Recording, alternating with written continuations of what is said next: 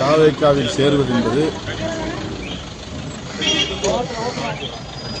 நாகரிகமான ஒரு அரசியலாக இருக்க முடியாது. அது ஏற்புடையதில்லை. அது தாவேக்காவுக்கு நற்பெயரை ஈட்டி தராது.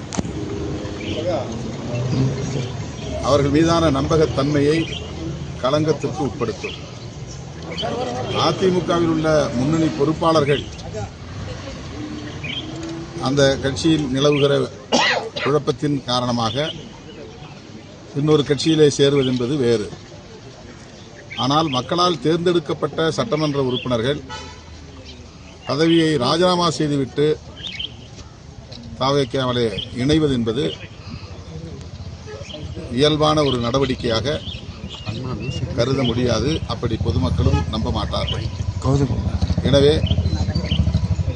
அதுபோன்ற நடவடிக்கைகளை தாவேக்கா ஊக்கப்படுத்துமேயானால் அது தாவேக்கா மீதான நற்பெயருக்கு களங்கத்தை உருவாக்கும், நம்பகத்தன்மைக்கு பாதிப்பை ஏற்படுத்தும். முதலமைச்சரோட டெல்லி பயணம் எப்படின்னா, இது வழக்கமான ஒரு பயணம்தான். முதலமைச்சராக யார் பொறுப்பேற்றாலும் இந்திய பிரதமரை சந்திப்பது அவசியமானது, தவிர்க்க முடியாதது.